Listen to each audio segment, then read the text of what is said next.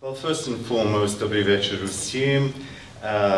Дуже велика честь тут бути, and especially to give this 9th lecture in the Dylynsky Memorial Lecture series. Thank you very much for the invitation, for making it possible, and I'm very happy and privileged to be here.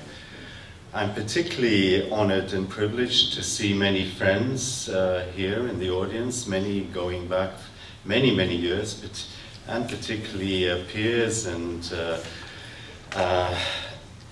eminences, if not Greece. I don't know if they color their hair or not, but certainly from the intellectual and academic world, whether it's Frank or Orest Subtelny or Professor Magocsi or Iryna, Isajiw. Those are those I spot immediately without my glasses. So it's been a long time since I've been here in Toronto, you know, working for the UN for 20 years in hotspots, the North Caucasus, the South Caucasus, Abkhazia, Nagorno-Karabakh, South Ossetia, with the Crimean Tatars, the Meskhetian Turks, etc. It took me out of the loop, as it were. But I'm glad now that I'm unmuzzled again, and I can express my views and offer my analysis of what's going on. And if I'm some way behind those who have been there all this time, I apologize, but I'm doing my best to sort of catch up and to be on the ball, as it were, once again.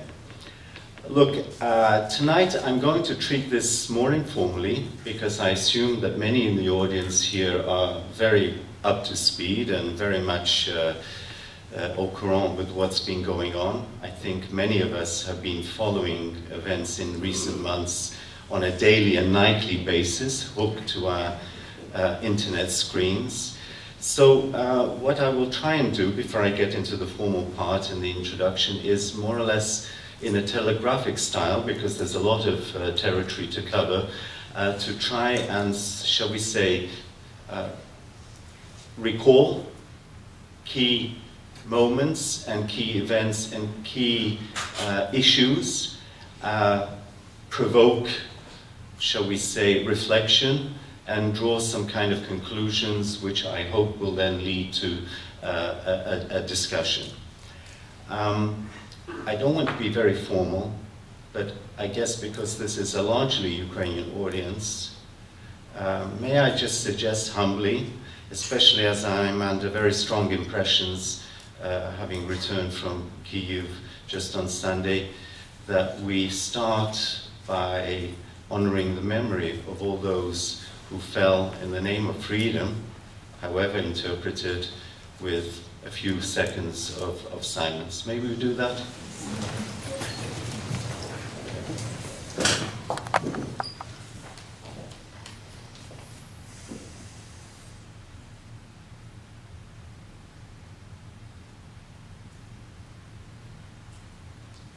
Thank you very much. Дуже дякую. So I decided to call this, to make it a broad-ranging title, The Battle for Ukraine, because of all the issues and concerns that are sort of encapsulated in this theme. Let me begin by saying that we have witnessed tumultuous days that have expanded into months, events that were unforeseen, highly dramatic, and replete with historic and geopolitical implications, entailing protests against tyranny that turned into a revolution, shaking regional and international arrangements and assumptions, and whose eventual success has triggered a forceful counter-response from Putin's Russia, involving aggression in Crimea, threats of invasion of the Ukrainian mainland, and I would say the unmasking of residual Russian hostility, not of all Russians, I'm talking about the Putin administration, of that type of Russian hostility and intentions towards the very existence of a modern, genuinely Ukrainian, sovereign and united state. In 1918 to 20, and again in 1939 to 45, battles raged for control over and the future of Ukraine. Today, at the beginning of the 21st century, without exaggeration, the struggle for Ukraine's secured political existence and recognition as an independent state within internationally recognized borders, that was assumed to have been won, and the related issues about Ukraine's place in the family of nations and states resolved, has been renewed, and questions related to it reopened. So in this presentation, I will examine the most recent developments in and around Ukraine against this broader background of unfinished or enduring business or challenges, seeking to contribute to a better understanding of what is currently at stake. I will discuss why recent events in and around Ukraine have become turning points, both for Ukraine and more broadly for the region and the international community, and what has actually occurred, the good, the bad, and the ugly, the new, and the elements of déjà vu, and conclude with an attempt to better appreciate, in terms of current political realities set against the broader historical background, where things stand, the challenges facing Ukraine and the international community, and Ukraine's prospects in the latest battle over its existence, future, and well-being. If we don't get through it all, there's the question and answer period. So I'll start with recalling a few of the most salient points concerning what has occurred.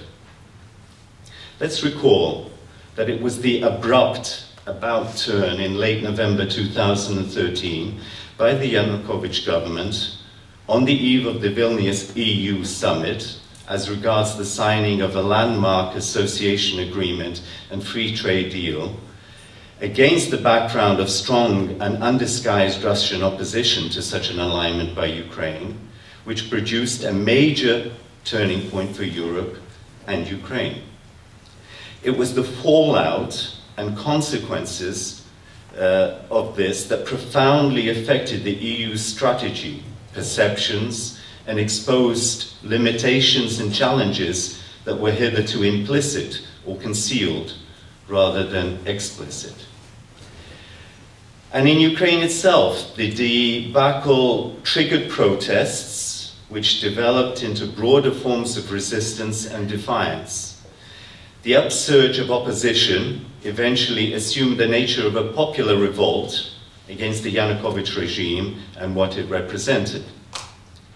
After the debacle in Vilnius, we witnessed the most dramatic and challenging events facing the EU's Eastern policy and the very principles on which it was founded and remains committed to. Within Ukraine itself, the country was plunged into its most serious crisis since independence was achieved in 1991. So all this became a turning point in the sense that the development and history of the region and country were profoundly affected, East-West relations shaken, and new dynamics released.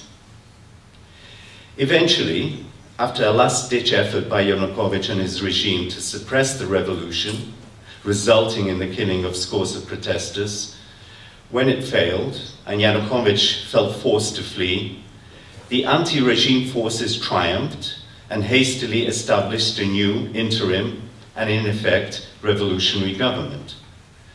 Putin responded immediately by backing separatists in Crimea and sending his troops to take control of the peninsula, denouncing the new revolutionary government in Ukraine as illegitimate, actively fomenting subversion and separatism in eastern and southern Ukraine, and massing Russian troops on Ukraine's borders. Despite strong Western condemnation, Putin appears to have gotten away, at least with the annexation of Crimea. But he appears to have been made to think twice about continuing with further incursions into Ukraine. From the point of view of the EU and the European community, by extension the United States, Canada and others allied to Europe, Ukraine was the largest and most populous of the 4 ex-Soviet countries which the EU was planning to sign association agreements with under the aegis of its Eastern Partnership scheme. The last-minute pullout of the agreement by the Yanukovych government was not just an embarrassing snub to it, it effectively thwarted the EU strategy for its eastern neighborhood. It exposed unpleasant political realities about Russia's ambitions in Eastern Europe, its rivalry with the EU and the West generally, and the lengths it was prepared to go to defend its interests. It revealed the shortcomings and mismanagement inherent in the EU's Eastern policy and its unpreparedness to deal with an aggressive Russian strategy. It highlighted the EU's insensitivities to the specifics and complexity of the Ukrainian case, political, economic, and social. And the debacle in Vilnius, in the build-up to it and its aftermath, exposed the tough position of Russia and its determination demonstrated in a crude, zero-sum approach to block the establishment of a formal partnership of the EU with Ukraine and keep this country within its own, quote, Eurasian, unquote, sphere of influence. Apart from denouncing Russia's behavior as bullying, the EU was not prepared to take and let the issue develop into a major confrontation. Indeed, the EU eventually seemed to give in to Russia's demands, backed by the Yanukovych regime, that its bilateral dealings with Ukraine be transformed into trilateral ones, with Russia being included. In between, the EU was reduced to a humiliating bargaining competition with Russia, and eventually outbid, it seemed, by Putin with his 15 billion US dollar credit to Yanukovych. Well, the tensions and recriminations revived Cold War images and associations, with Russia hyping up its anti-Western tone, especially in its domestic media, in which the anti-Yanukovych protesters were vilified as extremist and Western Ukrainian banderites. The large-scale protests and spread of resistance in Ukraine and calls for sanctions against the Yanukovych regime put Brussels on the spot and its credibility on the line. How far would Brussels be prepared to go to uphold its principles and values and defend democracy? What practical steps would it take to support those who identified with the EU and want to be associated with it, and who are prepared to risk repression and even death for a European future and what it represents? Would it be prepared to impose sanctions on those representatives of the regime who have bank accounts, investments and property in their countries, or face accusations of double standards? And of course, there was, in these early days, the symbolic issue of the freeing of imprisoned Ukrainian political opposition leader Yulia Tymoshenko. Had the EU agreed that this issue be removed from the agenda in the days surrounding Vilnius, or would it still insist that the Yanukovych regime release her? And for Ukraine, what did all this mean in and around those days of the summit in Vilnius? Well, the shock of the Yanukovych's regime's about turn in Vilnius, after leading the country to believe that it was committed to aligning Ukraine with the EU, and lack of any public debate or serious attempts to explain why this was done, it was this, in fact, as we know, that triggered the initial protests by students and the so-called Hromadski sector, civic sector. It was these initial protests were organized independently I'd like to stress, and you may recall, from the leaders of the three main opposition parties, and in fact displayed a distrust of them and a conscious distancing from them. The initial protests on the Maidan, Independence Square in central Kyiv, where in 2004 the Orange Revolution had been based, were concerned with the fact that Ukraine's European future was being stolen from it. It was about self-identification, self-determination, and the lack of any democratic discussion in a supposedly democratic country. Simply the abrupt imposition of a diametrically opposite decision that appeared to play into the hands of Moscow rather than respect the aspirations of the Ukrainian population. The scale of the protests and the fact that they took on a sustained and permanent character on the Maidan, resembling the Orange Revolution, took everyone by surprise. There had been a great deal of disillusionment and apathy after the failure of the Orange Revolution, or rather of its leaders to deliver. And now, a new generation of students, young professionals and representatives of the middle class, showed that they too were not afraid to come out in protest, be heard, and to stand their ground. The three leaders of the main opposition parties, Klitschko of the Udar party, Yatsenyuk of the Batkivshchina party, and Tyagnybok of the right-wing Svoboda party, initially appeared to be upstaged and sidelined in effect by the protests, and were forced to connect up with the Maidan somewhat later and to endorse it. On the 30th of November, we recall the riot police, Berkut, stormed the Maidan and brutally evicted the student protests. The savagery of the assault was unprecedented in independent Ukraine and sent waves of shock and outrage throughout the country. Soon the protesters were back in even greater numbers and transformed the Maidan into a stronghold, not only of protest, but of opposition to the regime. Although the mass protests centered on the Maidan, they rapidly spread to Lviv in the west and other regional centers, and this upsurge of resistance now became known as the Euro Revolution. Its focus, however, was no longer on the abandoned association agreement with the EU, but increasingly on opposition to the regime. The brutality and lawlessness of the regime had been demonstrated by the assault on the students in the Maidan and the subsequent failure to identify and punish those responsible.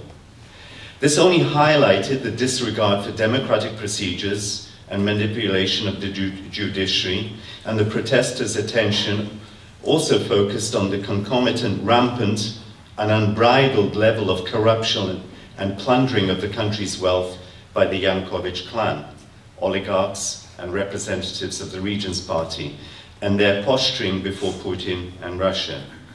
All this brought home to the protesters the necessity not only of changing leaders, but also of the system itself. The student protesters, Hromadski sector, and the opposition troika effectively joined forces and were reinforced by activists from the far right, the Pravi sector, the right sector, and former Afghan veterans who provided the Maidan with the muscle to withstand assaults by the Berkut. At the weekend, hundreds of thousands of people attended public meetings at the Maidan and demonstrated their support for the Euromaidan. In the meantime, it was left to these defenders of the Maidan, with their support from the right and from the Afghans and from the volunteers, to sustain this effort and to withstand the sieges and assaults. Nevertheless, the Euromaidan suffered from a lack of agreements as to goals and strategy and a unified and effective leadership. Already, during the early stage, some leaders and activists spoke in revolutionary tones and called for strikes, a general strike at that, and civil disobedience. Others, more from more moderate forces, especially the opposition troika, appeared to want to focus on bringing the authorities to account for their violent attack on the students and to remove some of the more odious ministers in the government. The lack of unity and coordination was evidenced on the 8th of December when, after a huge demonstration in the Maidan, Tyagnybok supporters took matters into their own hands and toppled the statue of Lenin in downtown Kiev, a very controversial act in itself.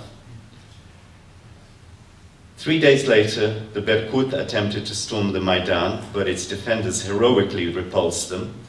And some of you may have watched that live through the streaming, where it seemed that this was a kind of latter-day battle of Thermopylae, you know, that how could these unarmed defenders of the Maidan withstand the forces of Darth Vader, it seemed, you know, the guys in black, the men in black.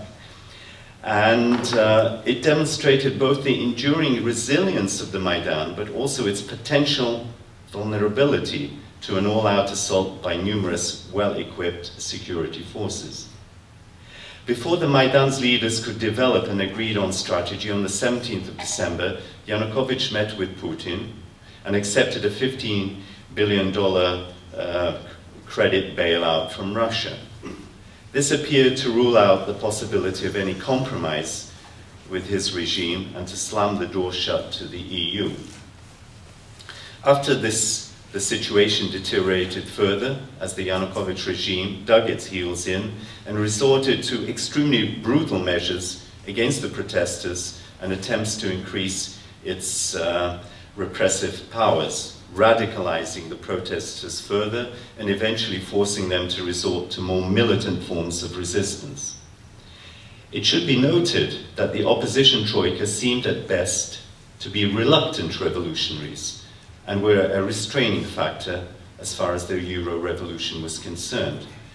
They were actually constantly pushed forward by a more radicalized and determined population, as epitomized, symbolized in the Maidan. They were unable to take the initiative and, if anything, slow down the momentum of the revolutionary forces that had been unleashed. One had the impression, as an aside, that they were still thinking and acting within the box, within the system created with Yanukovych, that they were hoping that their parties would get a slice of the cake, of the political cake, at the end when some kind of compromise was made, and were reluctant to embark on a revolutionary course, despite the fact that some of them had initially, as I had indicated, called for all-out strikes, for a campaign of civil disobedience and whatnot. On the 16th of January, the Regents Party and their Communist Party allies pushed through additional repressive laws which appeared to signify the destruction of the last vestiges of democracy and of a parliamentary system in Ukraine. By the 21st of January, the frustrated Maidan jeered the opposition troika after it had entered into discussions with Yanukovych, and its more radical elements attempted to march on the government buildings. They were stopped by the Berkut on Hrushevsky Street and established new barricades there. This time, the protesters, more radical, more militant, fought back with Molotov cocktails, poles, and stones. Moreover, the opposition troika had declared that they were establishing, at this stage, a national council made up of opposition deputies at the central and regional levels, and called on the population to create such parallel bodies. Over the next days, the regional administrations were seized by protesters in western and central Ukraine and in Poltava in the east. Large-scale protests and attempts to seize regional administrations also took place in Cherkasy, Chernihiv, Zaporizhia, Dnipropetrovsk, and Kryvyi Rih. But the tough response of the security forces enabled the regime to hold the line in eastern and southern Ukraine, with Kharkiv, with its ultra-loyalist mayor and regional governor, emerging as the bastion of opposition to the Euro revolution. On the 22nd of January, the day on which Ukraine's national unity is celebrated, the first martyrs for the Euro revolution appeared as the Berkut shot several of the protesters, including an ethnic Armenian and an ethnic Belarusian. The tense standoff continued, since with the protesters winning some symbolic victories, but at a very heavy price. The victories were the resignation of the unpopular Prime Minister Azarov, the repeal of most of the additional repressive laws, and the release of some of the detained protesters. But the situation remained very tense, and the standoff continued.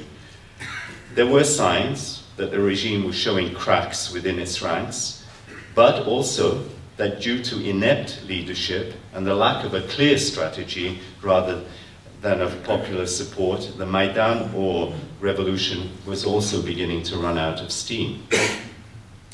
EU brokered negotiations appeared to result in a compromise at this decisive moment, and a deal with Yanukovych was brokered with the Troika leaders. It foresaw Yanukovych remaining president until the end of the year. But the Maidan rejected this deal, and the struggle was intensified. The regime killed around 100 protesters on the 22nd of February before effectively capitulating. A new government formed by the opposition forces came into being, based on the disintegration of the parliamentary majority of the regions, communists and their independent allies. But this temporary interim region, as we know, has been falling short of expectations from the Hromadski sector and many others. So let's look again at some of the major turning points and new elements during this period. Well, as I've said, this unexpected mass protest came out of the blue. There had been signs of simmering discontent in the country, of course, but not anything on the scale resembling the Orange Revolution before. And it was spearheaded, as I've said, by a new generation of students, young professionals, the middle class being the driving force. What was striking about this new wave of protests were the new techniques, the new technologies that we use: internet, Facebook, Twitter, streaming, internet TV, as we've seen in some other recent revolutions in other parts of the world, North Africa in particular. Now, the protests turned to resistance and opposition to the regime. In fact, a revolutionary situation fast developed, with a revolutionary movement spreading outwards from Kyiv to the west, center, and very strongly in key days when the more militant radical phase was taken on to the east of Ukraine. The revolution stood in opposition to the Yanukovych regime and what it represented: lawlessness, the regime's complete control over the law, the legal system, the judiciary, corruption, brutality, the fact that the police force were not defending the population. Who was my police force defending? Certainly not I, if I was individual citizen Ivan or Fred.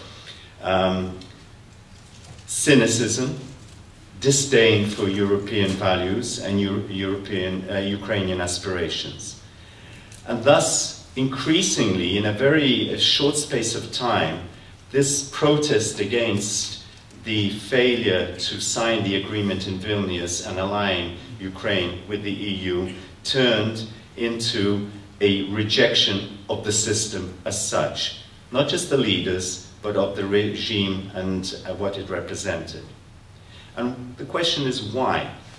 What was the realization that very quickly emerged and came to the forefront of the discourse? Well, I think it was the realization that de-Sovietization as such had not gone far enough, that there needed to be a more complete break with the past and its ways, a democratization that was much more thoroughgoing, a European orientation with its values and principles, not only because of any economic attraction and the visa possibilities that the EU offered, but the sense of values and the principles that the EU represented, and of course the implied security that this alignment with Europe suggested or implied. The issue, though, was not just about democracy. It was increasingly, as was realized, about sovereignty and national self-determination. And suddenly, all of a sudden, some 20 years after independence had been achieved, these questions were again brought to the fore. Sovereignty and independence, unity had been achieved relatively painlessly, though not without struggle, because of the collapse of the Soviet Union. And suddenly these questions of independence and sovereignty were reopened. The right to self-determination, to align Ukraine with the EU as opposed to Russia's Eurasian scheme. How independent was the Ukrainian state if it could not conduct direct bilateral relations with the EU and was subjected to Russian interference and, in effect, Russian bullying? Vassalage, in effect, was being imposed as Russia sought to impose a dependency on Ukraine in the foreign policy and economic realms. But this was not all. And here, this is, again, returning to the title of my presentation, The Battle for Ukraine. I would like to suggest that the battle for Ukraine was joined, in essence, after the Vilnius debacle, after the attack on the students, when all of these issues were crystallized and came to the fore. But the battle for Ukraine, I think, was already begun more or less after the Orange Revolution, and especially after its failure, after the failure of the Yushchenko government to consolidate the gains of the Orange Revolution and to move Ukraine forward along the paths that had been suggested by the choices made in that revolution. I think that if we look from a historical point of view, we see the pendulum swinging. And we see the pendulum swinging one way, and then there's a sudden strong reaction causing it to go the other way. And it takes it a while for the pendulum to find that middle ground. And after the, after 1991, when Ukraine achieved its independence, Russia was in a weakened state. And even though there was some hard bargaining about the Black Sea Fleet and about Crimea, Yeltsin's Russia was certainly not the Russia of Putin's Russia. And Ukraine managed to consolidate as best it could, and as well as it was equipped to manage that situation, the independence that it obtained. I think that one could argue that the Orange Revolution certainly sent shockwaves through the Putin administration. And if you watch Russian TV, as I have, and I have it at home, you will see that before the events that took place in recent months in Ukraine, the bogeyman for Putin and for the official media, what were the Pomaranchevi, the orange people, those people that sort of represented everything that the Putin administration was opposed to. They obviously presented this as Western-backed, CIA, Western intelligence-backed, subsidized efforts to destabilize the Putin Russian view of the world and construction of the world that should exist out there. And I think that we saw quite quickly after the failure of the Orange Revolution to follow through, to consolidate, we saw this very strong counter-reaction in subtle and less subtle forms. And I think the battle for Ukraine was actually joined resumed again and has now surfaced in its most dramatic forms that we've seen in recent weeks. Let's take, for example, in the sphere of religion. Almost immediately, with Yanukovych coming to power, Patriarch Kirill felt himself very much at home in Kiev. Constant visits and waving the flag of the Moscow Patriarchate as if this was his patch, these were his people, and very much that this is as things should be. In history, in the historical sphere, I don't have to explain too much about the work that was continued by Tabachnik and others in the sphere of teaching of history, rewriting of textbooks, and if you want, in very simplistic terms, returning very close to the Soviet model of Ukrainian history. And with the Kolesnichenkos and others, more or less making off-limits the new, more generous approach to Ukrainian history, which involved, during the Kuchma period, which had involved including the UPA, Western Ukraine's experience, the 1918 to 20 period, etc.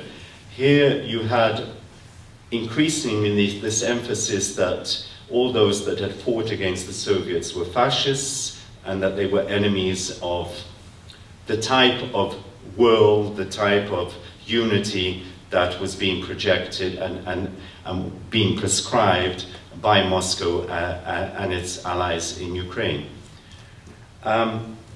In the language sphere, very briefly, the changes in the language law, moving from a very generous language law which had been adopted at the end of the Soviet period under Soviet conditions, which in no way would have been discriminatory against the Russians at that time, but which had, in effect, allowed Russian to get the upper hand, de facto, in the southern eastern regions. The symbolism was very important, and it was a way of getting back and, shall we say, putting the emphases in the places where these new forces felt that they should be. I could go on about other areas, but what I want to say is that I feel that if we look at the Yanukovych period, one gets the impression, certainly on the basis of the information that we now have, that Yanukovych and his clan and his allies were allowed to plunder and rule in a way that they saw fit, in a way that was economically self-empowering and self-enriching, with the support of Moscow, with, I would argue, an agenda that was there either implicitly or explicitly to a greater or lesser extent. I think historians will still have to find the evidence, if that will be possible. I remember last year I had a discussion, a very frank discussion with Hannah Herman, who was, as you know, very close to the president. I had hired her at Radio Liberty as a correspondent, so we go back a long way. And we had a very frank discussion. And she tried to persuade me last summer that she was the only pro-Ukrainian element within the government, and that the president was really listened to her, and that he was not that indifferent, and he was not a buffoon by any means, and he was much more serious than we gave him credit for. And I said, well, how, as a president of Ukraine, how does he tolerate, for example, how does he tolerate our friend Tabachnik? And her response was, well, Tabachnik is Moscow's person in Kiev. And the president doesn't have the strength to remove him. This Moscow, he's tried several times, but this is not somebody he can get rid of. Well, this was said in private, and this was, to me, suggested, that, okay, there were trade-offs, there were compromises, etc. but coming from her, it seems that, you know, Tabachnik had a job to do. Tabachnik, we know, is an opportunist. He's sung in different keys throughout his career. I remember receiving him in Radio Liberty because I was very impressed by his work on Szelest and on Szczerbiecki, and he had written a very interesting article about Petlura's trial in Paris, the Petlura's assassin's trial in Paris, etc., etc. But it's clear that there were forces at work that were, shall we say, allowing the shell of Ukrainian sovereignty and statehood to remain, allowing the people in power to rob and pillage and profit, and at the same time to, while the Ukrainian form was there, the content was increasingly the content that Putin's Russia wanted. And I think that battle was already, as I say, started there, but there was no really strong resistance against it until this moment where we had the revolution and we had a kind of a very intense, precipitated response to everything that was wrong. And for that reason, perhaps there was overreaction or reaction that was not timely in the sense of repealing the language law that the regions had brought in, etc., etc. Okay, so that was that sphere. I think that there was this realization that it was not just about Europe. It was a realization that this was about sovereignty and independence and self-determination. And when lives were lost eventually, the new martyrs, not the 100, but initially the 3 or 4 first ones, I think this was a defining moment, especially for the younger generation, where this underscored the price of freedom. This made people think freedom, independence had been taken for granted. I'm not going to go so far as to suggest that it was handed to Ukraine on a plate, as some say, because there was a struggle with Rukh and it wasn't all clear-cut, but thank God it was a bloodless struggle. But suddenly, young people, some of them not even ethnic Ukrainians, were dying for the cause. And I think this also concentrated the minds on the question of what is Ukraine? Is it worth giving our lives for? What does it represent? And this was a question that increasingly was addressed not only in Kiev and in Western Ukraine, but I would argue increasingly in Eastern Ukraine and in Southern Ukraine, in Russian-speaking Ukraine, if you want. The unprecedented levels of brutality, Chichushki, these bands of these hired thugs just going out and beating people up, you know, death squads, buildings and cars being burned, torture, shooting of protesters, abduction of wounded protesters from hospital, targeting of journalists. All of this, I think, in a very short space of time, not only brought home realities, but strengthened attitudes that this could not go on, that this was too much, that this was unacceptable. And I think the Tichushki, symbolizing this, the people hired to do the regime's dirty work, in effect brought home the nature of the regime, this Donetsk clan, not even the Dnipropetrovsk people, the Kuchma people and the Tymoshenko people, formerly Szczerbiecki, who had somehow adapted to Kiev, to running a republic, and had sort of fitted into the scheme of things. But here was a totally different group of people suddenly in charge after 3 or 4 years in Kiev, who were trying to do it in this thuggish, unprecedentedly thuggish manner. What was also, I think, very disturbing at this moment in this struggle was this unprecedented level of hatred that was exposed and was, if you want, fomented quite consciously. You remember the first casualties tended to be from Western Ukraine, Verbitsky, who was killed. And some of the first people, hostages said that that those kidnapping and torturing seemed to take it out especially on the Western Ukrainians. There seems to have been a deliberate effort to sort of deepen this rift by targeting Western Ukrainians and hopefully, I guess in their view,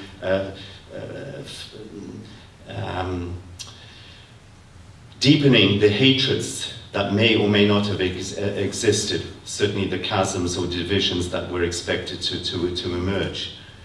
And this is something that, as I say, was seemingly deliberately instilled, manipulated, and the targeted was very deliberate, against opponents of the regime to reinforce these East-West divisions. The long-term damage and deep wounds that were created are there, you know. For the moment, because Yanukovych has been removed, shall we say, they're covered over. But I would suggest that in the long term, there will be a need in Ukraine for some sort of reconciliation mechanisms, some kind of truth commissions, if you want, like in South Africa, to deal with what happened, because this was totally unprecedented. Even in the Soviet period, abstracting from the Stalin era, there had been nothing like this. The scale of this brutality, hatred, vindictiveness that we had seen. The nefarious role of the oligarchs was exposed suddenly. People knew about them, but suddenly this all came out very clearly. And pressure was brought to bear on them, and pressure was brought to bear on them externally as well, as we know. But it also became increasingly clear as the days went on that Yanukovych was not simply a puppet or a buffoon, as he was often presented, but a strong-willed, ruthless defender of his political power and economic interests, and that he was not willing to go quietly at all. He lost his chance, as we know, to change his image from that of a gangster godfather to his clans to that of a statesman, the man who led Ukraine into Europe.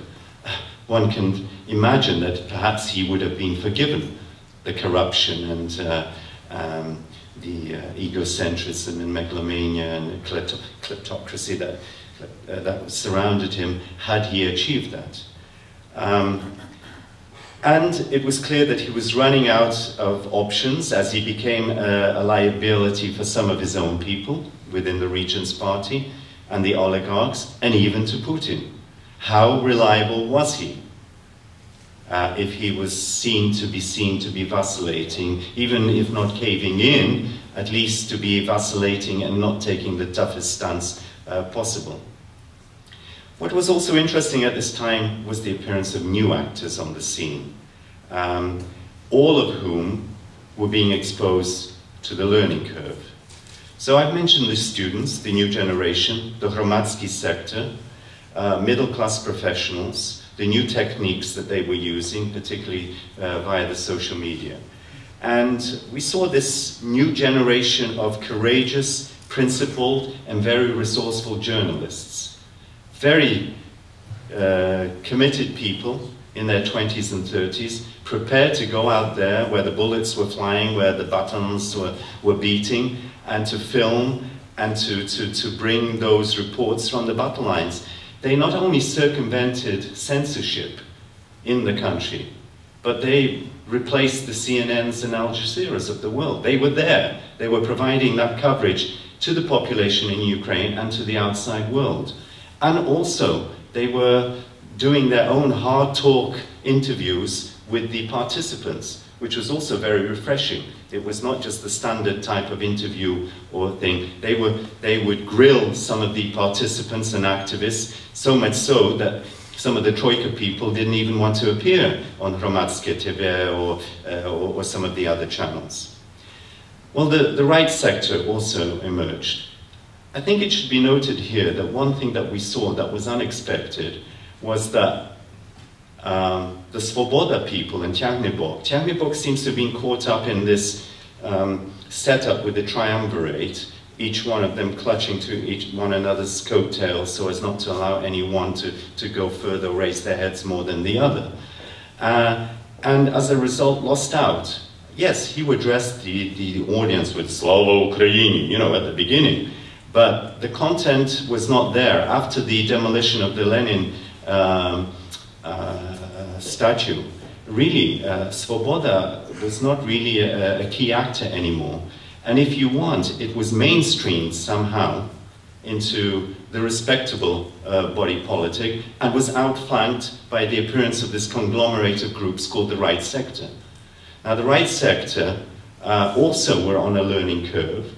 They had appeared, they provided, as I said, the muscle for providing the defense for the Maidan, but at the same time were learning on their feet and adapting and changing their tone, denying that they were anti-Semitic, extreme right, advocating Ukraine for the Ukrainians, and also trying to fit into the scheme of things. So this mainstreaming of the politics was also an unexpected phenomenon. The appearance of the Maidan, you know, these mobile defenders of the Maidan, the medical corps and the Bohomolska. The involvement of the church was very important. Initially, the Ukrainian Greek Catholic Church, which took a lot of flack from the regime initially, but then suddenly, shoulder to shoulder with them were the other confessions, and suddenly, after a while, first the Orthodox Church of the Kiev Patriarchate with Filaret making strong statements, particularly at the time when the round tables were being organized by Kravchuk with Yanukovych, but then even members of the Moscow Patriarchate. And one wonders at this stage where the Moscow Patriarchate has ended up after all of this, given Patriarch Kirill's pro-Putin approach. Perhaps more of that in the question and answer period. Other unexpected new forces that emerged, the ultras, the football supporters in the south and in the east. Won't say too much about that. The explosion of creativity in those months, the video clips, the songs, a new generation refound its voice. Suddenly there was this a nation that was not every person or every group getting on with things, but suddenly finding a new unity, finding a new sense of purpose, finding a new common vision of the future, common hope, something that was emerged very quickly, and that was very encouraging. The spread of the revolt very quickly, as I've mentioned, to the east. As soon as the first casualties, the first victims appeared, and there was the decision reneged upon by the Troika to create these parallel power structures, in a sense, for the oblast administrations to be taken over by the revolutionaries, you saw that almost immediately, within 2 or 3 days, in Poltava, in Cherkasy, in Dnipropetrovsk, in Sumy, in Zaporizhia, almost everywhere except Donetsk and Luhansk, there were takeovers or attempted takeovers, substantial, by revolutionary forces. And I think that also sent shockwaves through the administration and in Moscow, that the potential was there, that the revolution was not going to be just centered on Kiev and Lviv and central Ukraine. And had not there been a very heavy-handed response in Cherkasy, in Kharkiv, etc., I'm sure that that movement would have spread and made more gains. And the line that was drawn by the authorities was rather artificial, and I suspect that they realized that it wasn't the real line representing real feeling. Okay, just about the mobilization of the diaspora. I live just outside of Geneva. I was in Canada. I was actually in Boston, I think. Where was I in November? Boston or Ottawa? Anyway, I looked on Facebook, and There was a Maidan, a pro-Maidan meeting in Geneva. I didn't know any of the people there. When I returned, there was a second Maidan, and 50 people turned up. The next one had about 150 people. These were all young Ukrainians in their 20s and 30s, young professionals, PhD students, scientists at CERN, professionals working in international organizations, Nestle and elsewhere, who through the internet had got together. I would say 60% of them were Russian-speaking. The main organizer was a young woman studying at Lausanne University from Donetsk. And the language that we use on our site on Facebook varies from Russian, Ukrainian to English or French. And everybody feels comfortable. And I was very impressed as a kind of veteran in the field, long tooth a bit, that this new generation, for them it was not history, it was not language anymore. It was the sense that we don't want what went on before. We are Ukrainians, regardless of the language we speak. We are proud to belong to that state on that territory, and that we want to build a common future together based on fair play, rule of law, and association with Europe.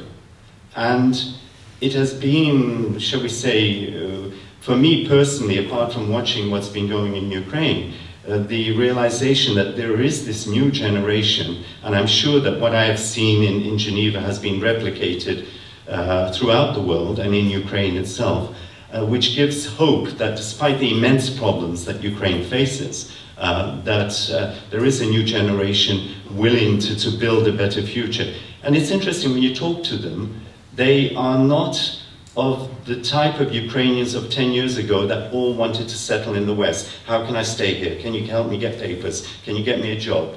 All of them are saying, no, I'm going to get my PhD, I'm going to get some experience here, but I want to go back to Ukraine. That's where my future lies. That, to me, is a change. And the fact that they've been so committed in this thing.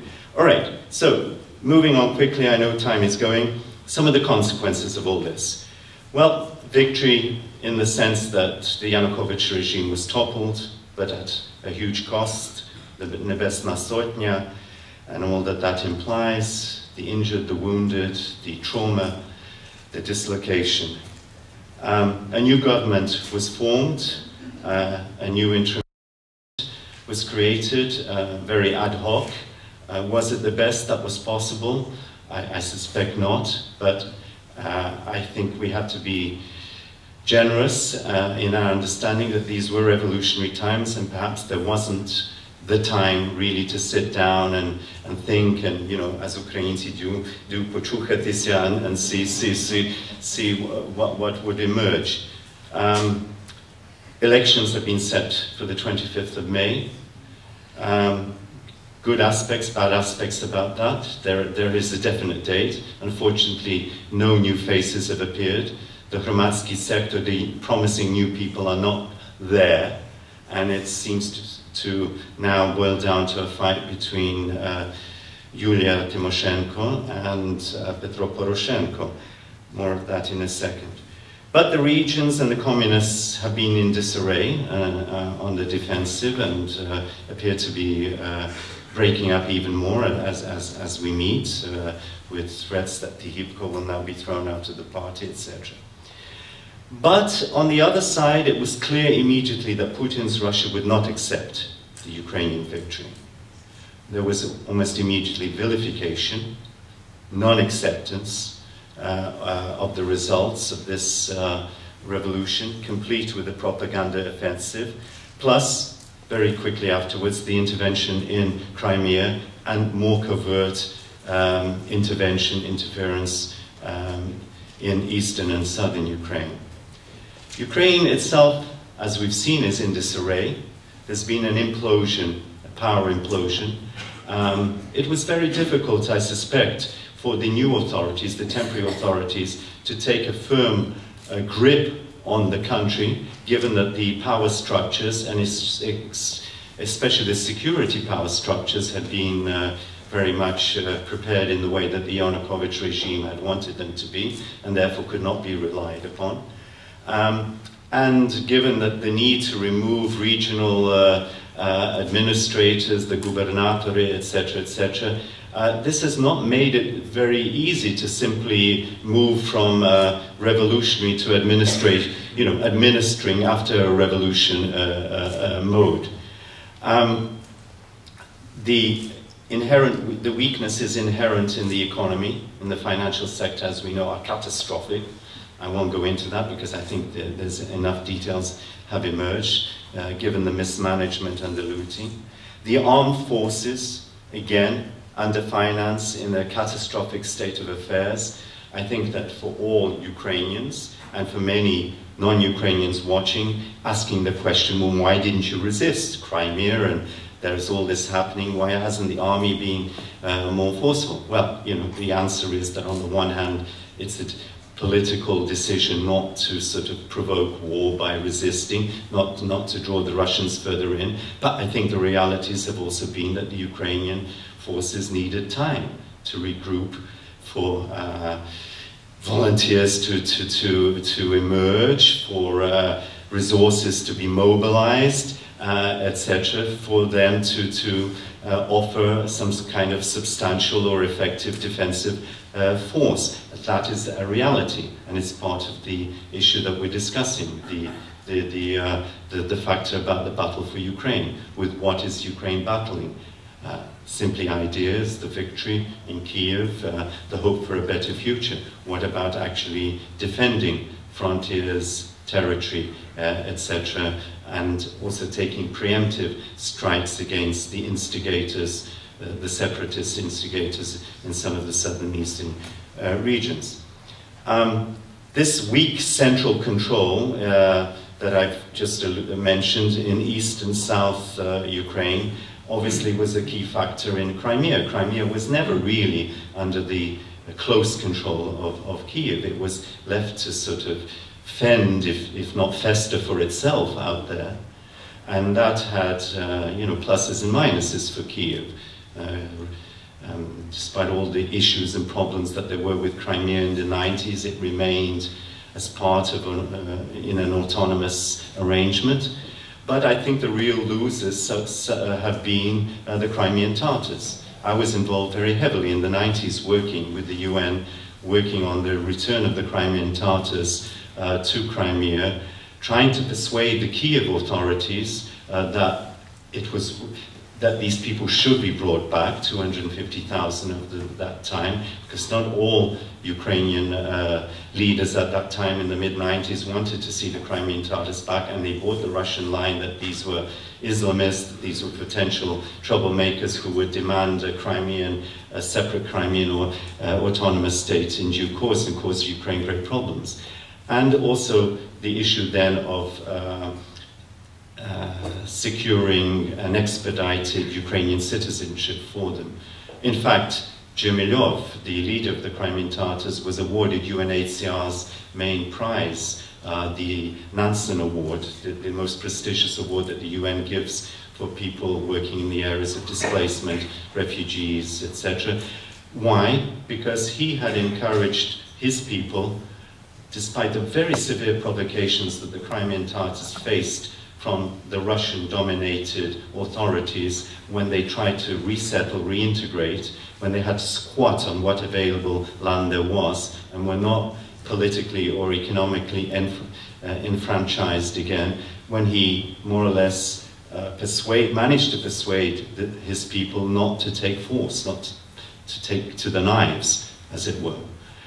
Anyway, that's the Crimean Tatars. So, moving on a little bit more. How are we doing for time? Way over. Way over. All right, very quickly. Some of the things, the good points and the bad points. So, weaknesses I've alluded to. There are many others that we could turn to. But, of course, as you've been reading in the press, this has been also a defining moment for NATO, for the EU, for Western public opinion. Putin's behavior has called into question the whole international setup, and even though the West wasn't particularly interested in applying heavy economic sanctions because of the effects that this would have on itself, on Londongrad or Switzerland, where I happen to be, etc., or Austria. Reluctantly, even Chancellor Merkel has seen that you have to draw the line somewhere, take some actions to say, no, you cannot behave like this at the beginning of the 21st century. Whether Putin will go further, we don't know. None of us know. My own personal view is that I think for the time being he will stop where he is. I think Crimea is already a big chunk of territory to show to his domestic constituency that he's managed to retrieve, to return to Russia from their point of view, though it will come with all sorts of costs.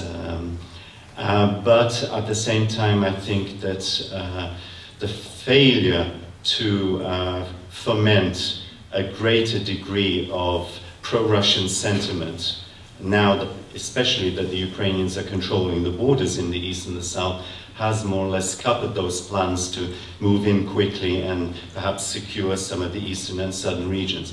I think the danger point, the danger date is May the 8th, May the 9th to watch. I was in Kiev last week, and a lot of people are fearing that the plans to move into these regions have been put aside, but depending on how preparations will go to mark VE Day in the Soviet style will go, that will be actually the determining point. Because if there is strong support for that version of events and the implications, the pro-Russian elements attached to that, aspects, that would enable him to certainly perhaps delay, but perhaps interfere with, cause problems for the presidential election in Ukraine, and even if there's enough support to again try to signal that there is a need for intervention on the behalf of Russian speakers. However, given that there have now been OSCE, Council of Europe, independent missions to these regions and are reporting that Russian speakers are not under threat, and the ones under threat are the minorities in Crimea, I think that's taken some of the some of the wind out of his thing. So to conclude, what has been going on?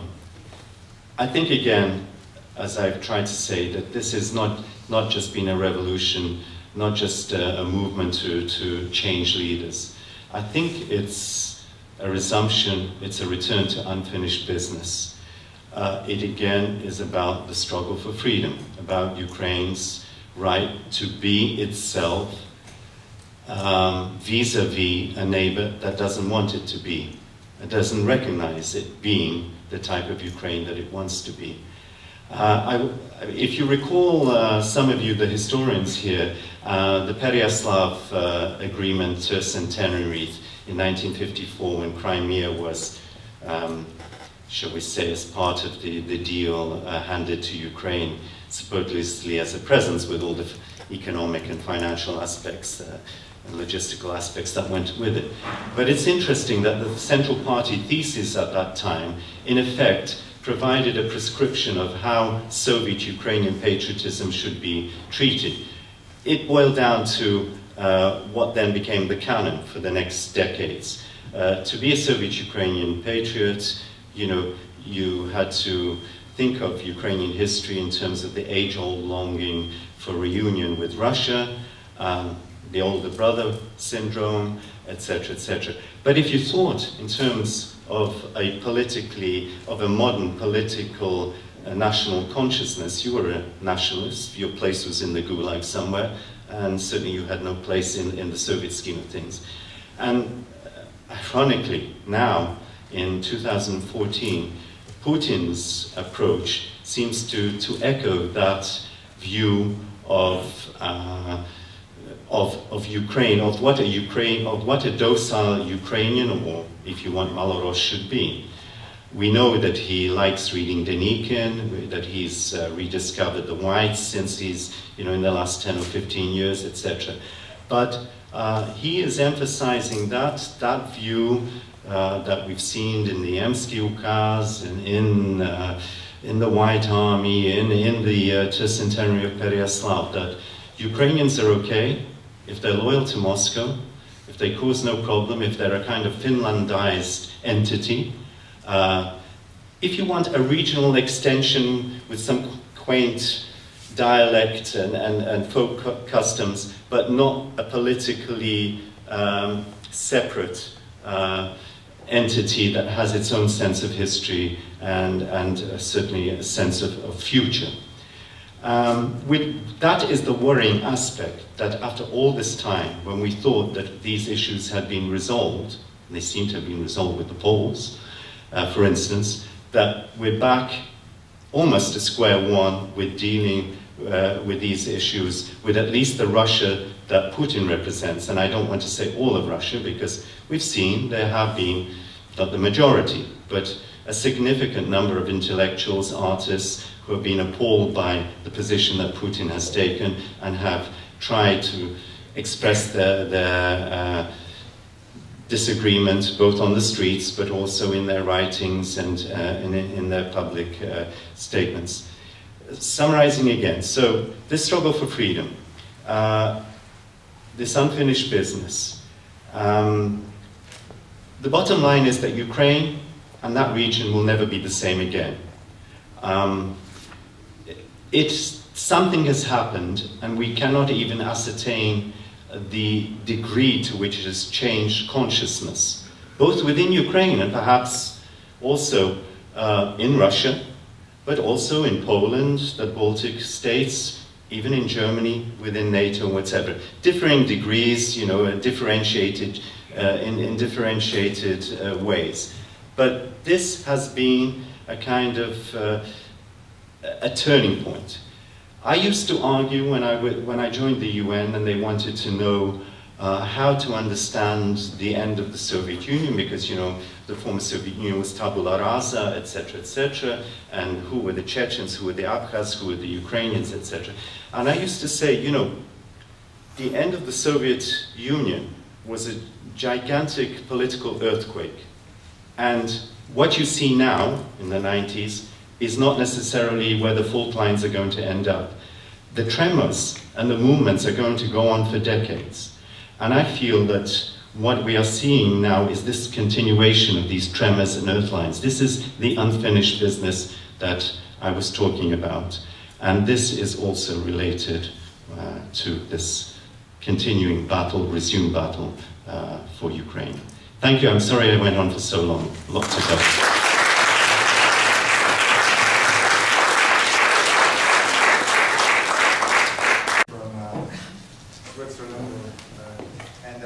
I, for one, really enjoyed your talk. What I'd like to ask you your comment about is the 1994, I think it was the Budapest Agreement, that guaranteed Ukrainian territorial integrity.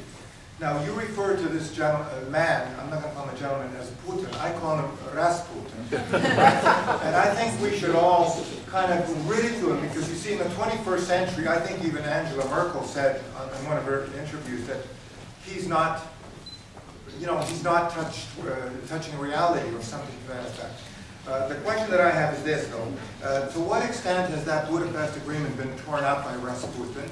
And what are the chances that it will be upheld by Britain and the United States, who were signatories?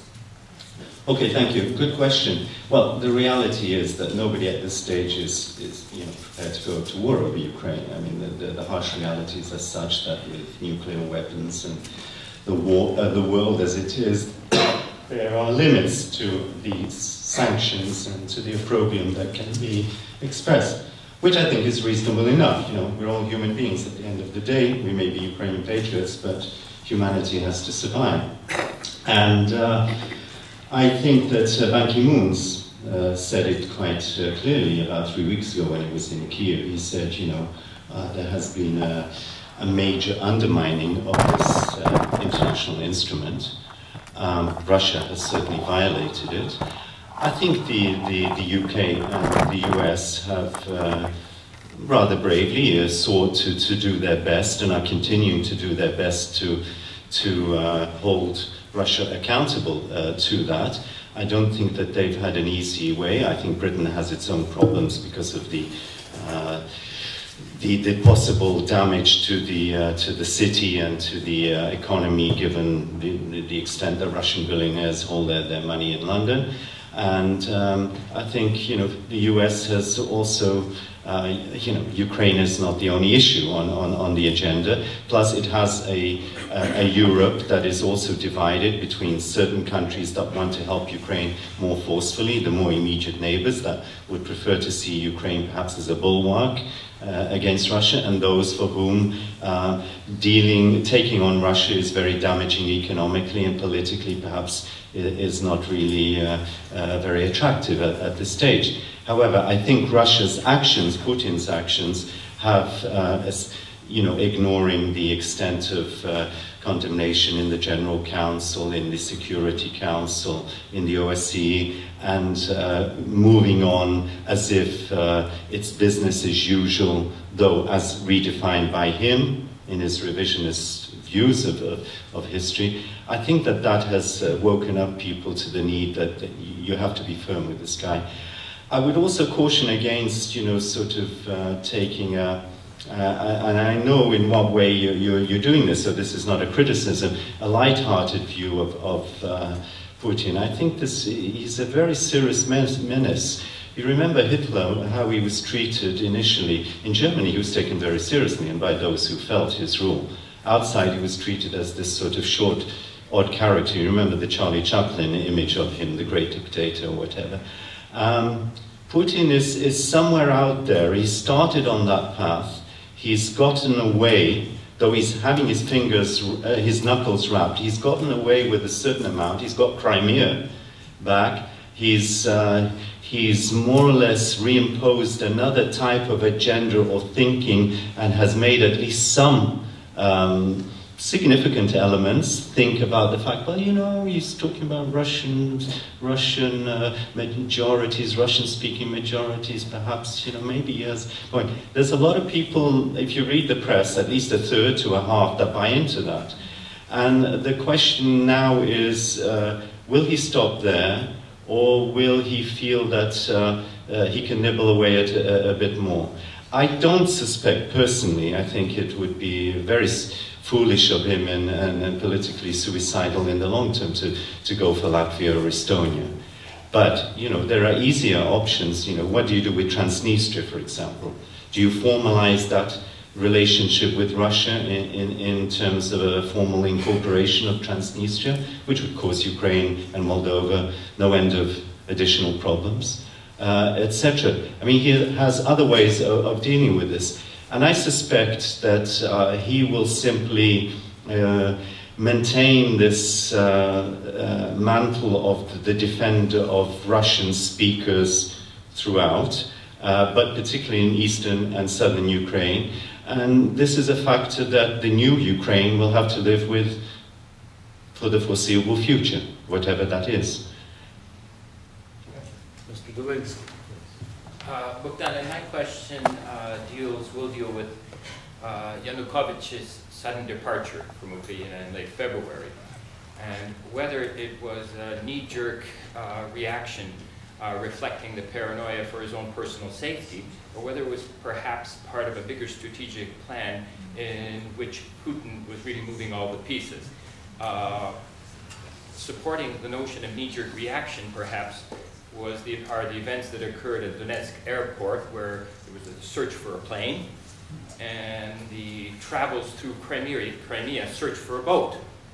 On the other hand, perhaps supporting the notion of a bigger strategic plan, where the refusal of the Russian delegate to sign the agreement of February 21st, which allows them to some extent, or helps their argument about the illegitimacy of the current Ukrainian government. Secondly, Yanukovych's removal of artifacts and wealth from Mezhigiria, which is documented on security videos, and he seems to be well under control and not running for his life right at that particular moment, but directing the removal of this wealth, the removal of approximately $2 billion in cash during those 2 days, and finally the blitzkrieg that was obviously extremely well planned and orchestrated by Russia into Crimea immediately after. Your thoughts, please. Well, personal thoughts. I mean, it's hard to say. He certainly didn't leave in panic in the traditional way that we would imagine fleeing, yet he left a lot behind. It was a controlled exit, but I think he realized that the game was over at that point. I think the options were very few. The bloodshed had already become immense. He could have pushed it a little bit further and tried to go the whole hog and kill another 100 or 200, but there was no way that they could take the Maidan and suppress the revolution that was spreading throughout the country, particularly the outrage and the hurt after the 100 people or the 90 people that had been killed that day. So I think he realized that the game was over. I think he didn't know what to do. He said retrospectively that he was on his way to Kharkiv to appear at that meeting that Dobkin was thing. Herman, in the meantime, tried to defend his image and said, no, he's not going to that separatists meeting.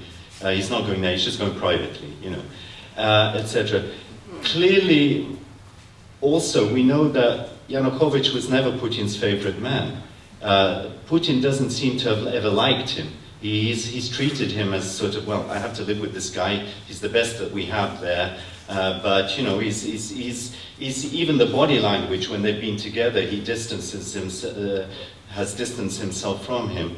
So I think there was no love lost there, and at the end of the day, he fell short of Putin's expectations. You know, the Kremlin line was a little bit more subtle in those days than it has been in recent weeks.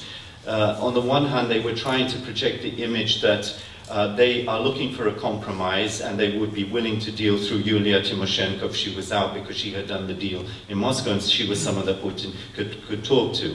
So that there was this option being sort of released, shall we say informally. And on the other hand, from what we now know, that Putin was actually expecting through his advisors that Yanukovych be tough to the end, go as far as was necessary to clamp down. But it seems that Yanukovych probably left it too late, that he should have taken these preemptive measures much earlier and left it too late. And then I think, you know, Yanukovych was lost in terms of what to do with himself, where to go. It was unclear whether Russia would accept him.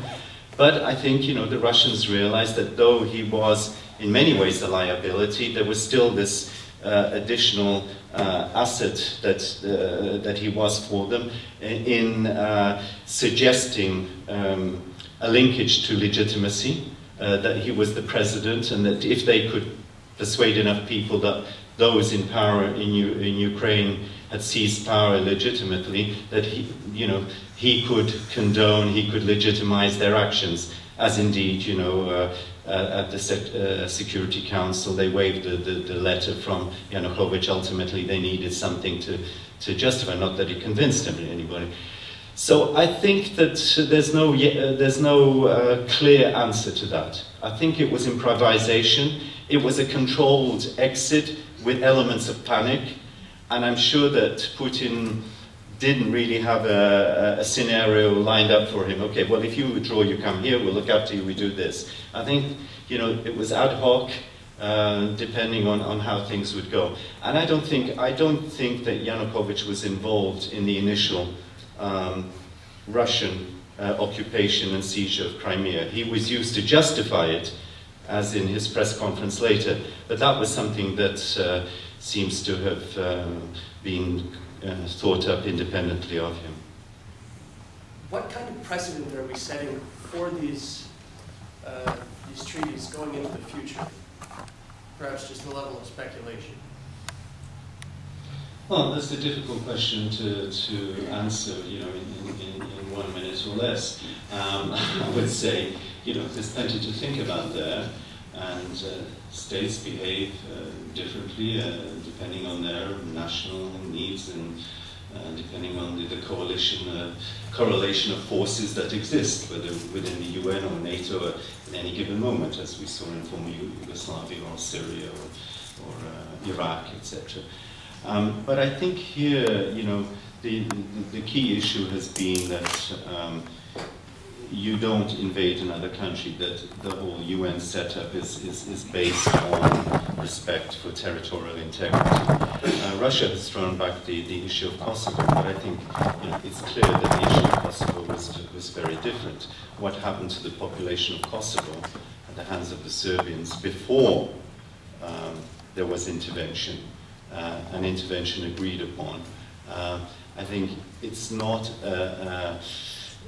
an example that can readily be brought out or should be brought out to justify what has happened in Crimea. I think more importantly here is the factor also of the Budapest Memorandum, that you have a country that newly independent, that gives up the third largest nuclear arsenal voluntarily to Russia, and has its independence and territorial integrity guaranteed by 3 major powers, nuclear powers. And then suddenly one of these decides that it's not going to respect that anymore. That's bad enough. But then when the leader of this country makes a speech, as he did very recently, where he provides a very revisionist view of history and even calls into question the legal basis on which the USSR disintegrated and the other 14 states became independent, even Russia for that matter. There you're talking about, you know, a sort of a Pandora's box of issues and potential problems that has a genie let out of the bottle, which is out there depending on how Putin will return to this or use these issues in the past. Because now it's not just that the Ukrainians feel uncomfortable, but, you know, the Estonians, the Latvians with their large Russian populations, etc., North Kazakhstan. Really, I mean, what Putin has failed to do is really to say, look, this is a one-off thing, but I'm really a team player. Yeah, please understand me. What he's saying is, I'm not a team player anymore. You know, to hell with you. You've done this in the past, I will do things my own way from now on. New rules apply, and I really don't care what you think. And my people are happy with this, and this is the way it's going to be. And that is the dangerous new element. You know, there's not even the pretense that life will go on. Okay, this is an aberration, you know, Crimea was somehow special, but life will go on, we'll return to it, you know, etc., etc. That would be my sort of reading of it. But it's a complex question, and, you know, there are no saints and no sinners alone in international politics. Okay. I want to thank you so much for a wonderful speech. It's just fantastic. But you triggered a whole bunch of questions in my head. But the two I really want to ask, they're simple. Number one, EU. What's in the EU? What is the weak link there that creates a fear in them to stand up to Putin? Because everybody is on their side. Question number two, in Ukraine, the leadership. Do you think there really are any leaders there that are ready? Yes, they may be ready to say, okay, I'm going to run. But are they prepared to really deal with the issues of Ukraine? Because most of them still are polluted with the former Soviet mentality. Slightly, but it is so. Are they really prepared? I know the new generation is, because I've worked with them. But we have to wait another decade. But is there anyone there right now? Yeah, okay, thank you. I'll try and be very brief. Look, the EU, it's not a question of the weak link and a fear to stand up to Putin. I mean, it's far more nuanced. It's self-interest.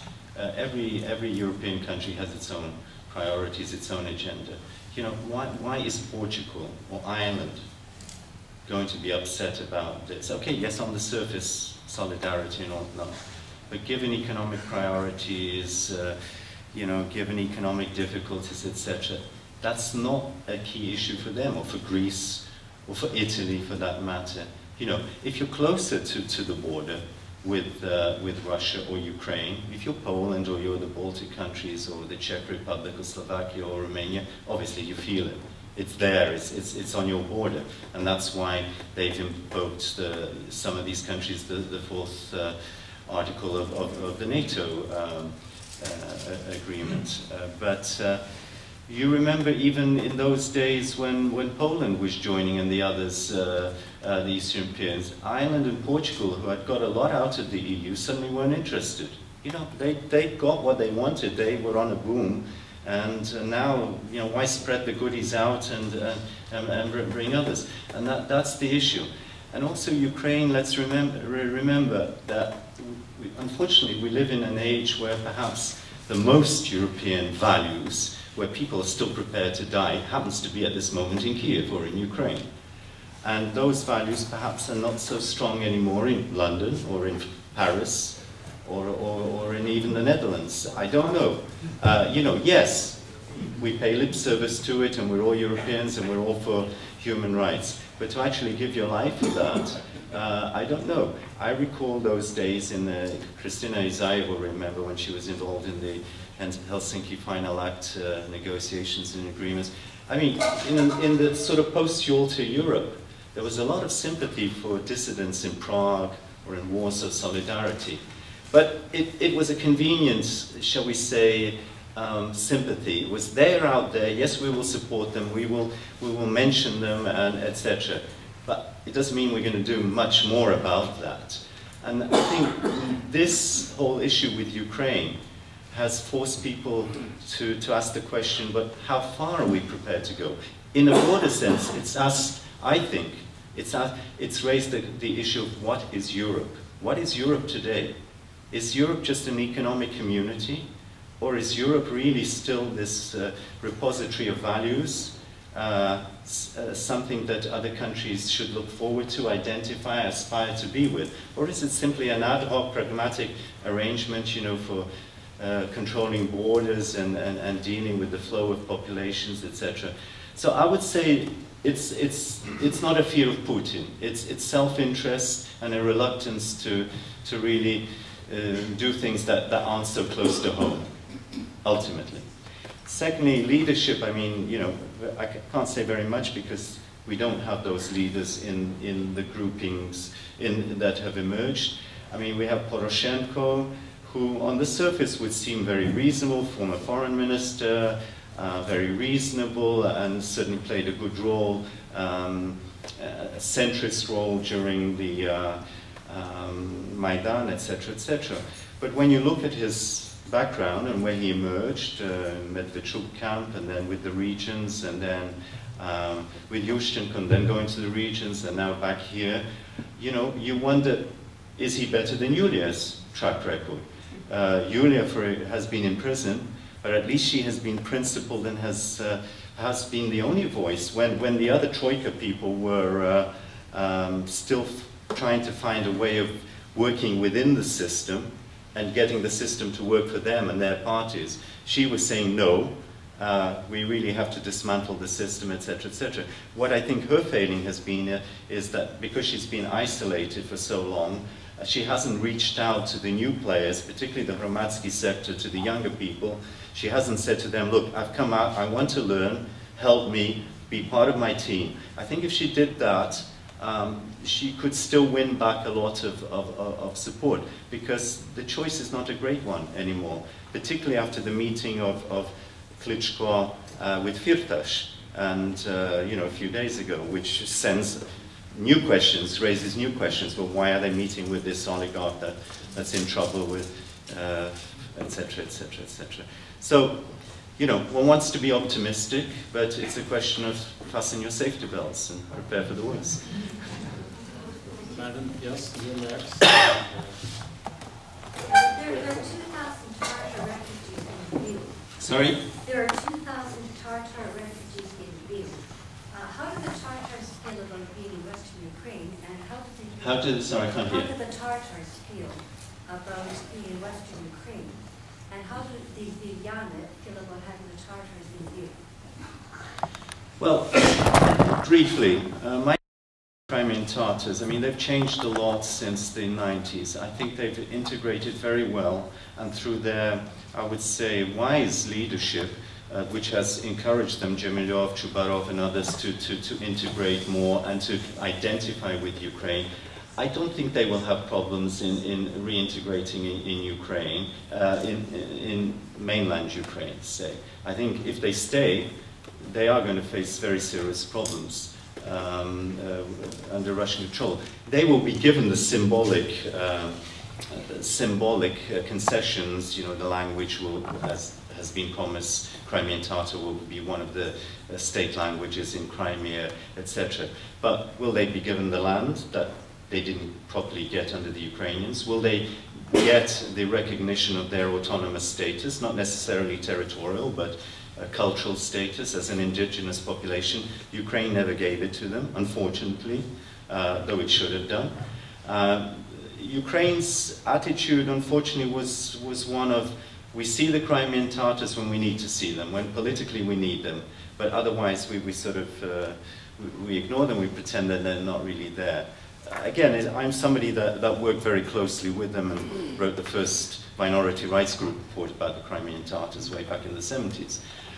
But there are other cases. Let me just give you one example. I mean, this is probably, I'm sorry to go on, but you'll never hear this from anybody else, because I worked for the UN, not only with the Crimean Tatars, but one of the cases that I worked on and organized the missions for the Council of Europe and OSCE and United Nations High Commissioner for National Minorities was another group called the Meskhetian Turks. The Meskhetian Turks were deported en masse like the Crimean Tatars, but they were deported from southern Georgia, from the border with Turkey. But unlike the Crimean Tatars, who were allowed to return in the early 90s when independent Ukraine came into being, independent Georgia didn't allow the Meskhetians to return. And Saakashvili at the time, he was my interlocutor, was the Minister of Justice under Shevardnadze, because they were Islamists, they potentially, the same arguments as Ukraine could have applied. Well, why am I telling you this? Their situation was really bad in Krasnodarsky Krai in Russia. Very few people know about this. They were under constant attack from the Cossacks, pogroms. We had 2 missions out there, international missions, and eventually a quiet deal was made, for the historians here, and the US government resettled 9,000 Meskhetian Turks very quietly from Russia in central USA. Mainly, and it was mainly Baptist and Pentecostalist communities that took them on. That was a way, a kind of conflict prevention mechanism. But that shows the kind of alternative. I hope that we don't get to that situation with the Crimean Tatars. There are a lot more of them, but still not enough of them to take on Russia. My fear is, and this is, you know, you've been aware of this, that Russia has, in trying to intimidate the Crimean Tatars, has said, well, we're not going to do it ourselves. We'll get Kadyrov's people from Chechnya to come in here, and you deal with them, and then you'll toe the line. And that is very worrying. And I've already been approached by friends who are Crimean Tatars saying, how do we get asylum in the West? We love Ukraine, but the situation is so uncertain. You know, where do we go these days? So. We have a little time left, so I ask you to just ask a brief question. Mr. Borishin, Mr. Kopashkin still want to ask something? I have my Okay, Mr. Borishin, Mr. Kulisnik, and then there was this Amnesty International. Yes, my question revolves around the Sloboda and the Pravi sector. We've heard, all of us here, I'm sure, have heard all kinds of things about them. It's some good things, some bad things. Russia is really using them as calling them fascists, and they're the ones that are undermining the state, etc. We've heard all kinds of things about Mevlok and several of the other leaders there getting money from the regions for a long, long time. Also connections with the mafia, especially in Lviv. What are your comments on these things that we're hearing about this these rightist groups? Look, again, trying to be very economical with time. Rightist groups existed in every country, and look in France, look in Britain, look in Netherlands, Norway, etc. So we shouldn't be shocked that suddenly we get right-wing parties. But I think in Ukraine you've got to see them in context. Svoboda essentially emerged, and I'm not going to go into the history and the financing and the sort of perhaps the nefarious details or unknown details. But let's say that they emerged at a time of protest. So I was talking about that pendulum swinging. There was a protest in Ukrainian society against what was happening.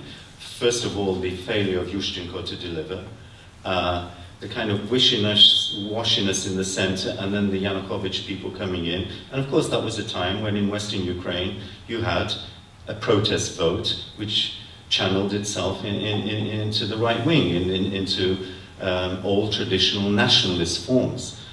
I think that these people were not savvy politicians. They made a lot of mistakes, and they made a lot of statements that they probably regret now, you know, anti-Semitic statements and Ukraine for the Ukrainians. I would think that there are some there still that maintain these views, but I think that within the leadership they've evolved and they've moved on, or at least they know what not to say, you know, publicly. But I think more importantly is that they have realized very quickly, after these 4 months, that they are not a major player in the country, that they can be a nuisance factor, they can certainly try to affect the tone of things, but as serious candidates for presidency, and now even, you know, there is the question of whether Svoboda will even get in under 5 or 6% to get into parliament. So I think, you know, again, as a historian, I would say, remember, some things are temporary phenomena. It doesn't mean just because they're there, they're always going to be there. They're going to adapt, they're going to evolve, they're going to break up and move into other things. They've been outflanked by the right sector. And the right sector is no great, gigantic locomotive. It's been made into being more than it is, I think largely because of its presence on the Maidan and the fact that it was there, strategically located, and that it did, presumably, a good job in helping to defend that Maidan. But that Pravi sector and its leaders have also changed their tune in a very short space of time. You know, the interviews given by Jarosz are certainly very different from Jarosz's positions of a few years ago. And this almost bending over backwards to say, we're not anti-Semitic, we are a defensive nationalism, we don't want to encroach on anybody else's rights, we want things to be good in Ukraine. And we accept, you know, that we have minorities here, etc., which is good, positively. That is a step forward. I think the Maidan as such was an even greater learning experience than we even imagined. You know, it was a school for politics, for society as such, where we realize that Ukraine is not just about Ukrainian speakers, it's not about regions, not the party, but Western Ukraine, Central Ukraine. It's about a unity built around something more than just ethnicity. It's a common commitment to a state, to the notion of a state, which today is in opposition to the Putin model, which wants to be European and wants to re-establish or establish for the first time rules of fair play, transparency, and to be done with the old ways. If you want, in simplistic shorthand ways, to sort of complete the unfinished business of de-Sovietization and of Europeanization. You know, and therefore some of these phenomena are temporary, transitory, etc. And I don't think, I don't get upset by seeing them there, because I think that these people, some will remain right-wing, some will find other places, some will move on, some will drop out of politics. My hope is that by the time the parliamentary elections come, because there's very little time left before the presidential ones, that we will see the beginnings of a fundamental realignment of politics. I think what we're seeing already is, I mean, if Yulia fails Tymoshenko in this election, I think the Batkivshchina party will disintegrate. And I mean, a core may remain, but it will disintegrate.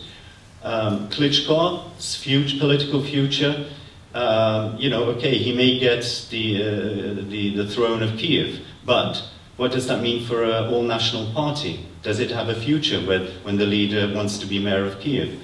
And as I've said, Svoboda seems to be mainstreamed and seems to have lost its clout.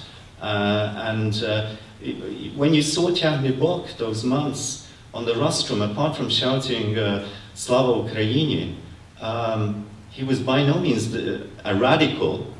I mean, Turchinov was the person in the early days sending people to go up and blockade the government buildings, or, you know, and we're going to send people up to the parliament building, whatever. Apart from that one big action of theirs, which was more of a desperation and a need to be noticed that we are here, and the pent-up energy and frustration when they pulled down the Lenin statue and then got knocked over the knuckles by, you know.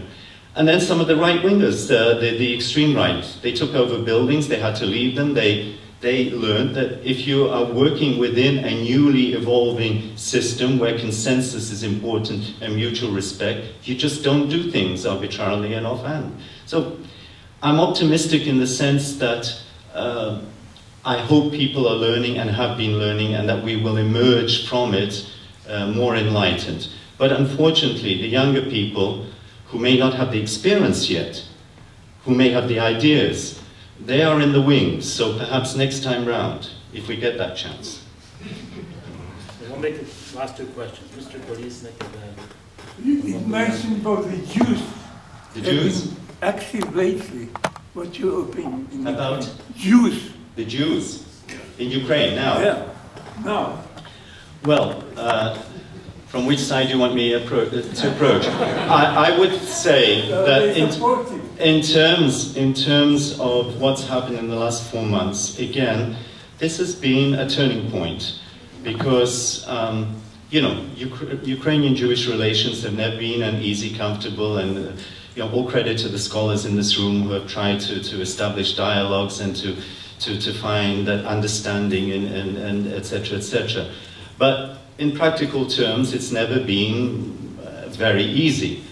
And I think what we have seen in a very short space of time, 3 or 4 months, is that the Jewish elites, business, religious, intellectual, not just in Kiev, but in Odessa, elsewhere, have really rallied around the idea of a new Ukraine. The new Ukraine that I'm explaining, not the Ukraine based on ethnicity, on the Ukrainian language, on just a particular view of Ukrainian history, which is perhaps has been more exclusive rather than inclusive. And I think that the fact that so many statements by leading Jewish figures have been made to counter with the cheap shots that were made by the Kremlin. You know, Ukrainians are traditionally anti-Semitic, so they're anti-Semitic now. Look at these hotheads, fascists and whatever. And to get this very strong response has been extremely positive. And I think that this has registered with the Ukrainian community at large, particularly with the younger people who are reading this stuff on internet and Facebook and Twitter. I think this has really been another defining moment, together with the Crimean Tatars, let's say the Muslims. The fact that the Crimean Tatars were out there demonstrating, you know, on the eve of the parliament in Crimea being taken over by these mass people, that they were out there en masse, and that they were demonstrating afterwards. The fact that the Crimean Tatars, Muslims, were out at the Maidan providing the cloth, the fact that the leader of the Muslim community was standing on stage with the leaders of the Maidan, I think this has been so important to constructing this new sense of, I'm not even going to say nationhood, of statehood, because, you know, nationhood somehow to me is nation state. It's anachronistic. I think it's a statehood where I think that a Russian speaker, being Ukrainian or Russian or Jew, is going to feel infinitely more comfortable than he would have felt 6 months ago. And that's why I think some of the Svoboda people, who is the lady that I'm thinking of, that's in the language, she's been very quiet of recent. I mean, where has she been? I mean, is that a conscious effort by the party to keep her out of sight, or what? What is her role today? Is she going to appear on TV and say we should all be speaking Ukrainian or whatever? It's, people are apologizing for rushing into undoing the region's language law, saying, yeah, that was politically a faux pas, we should have waited, we should have got it right, it was insensitive, even though we don't agree with the content of that law, etc. So I think the Jews have played a very important role in making this revolution a success, in helping to withstand the siege from Russia, and I think that they have a very important role to play in the future of Ukraine. On behalf of all of us, thank you, Bogdan, for a very stimulating and I think interesting lecture.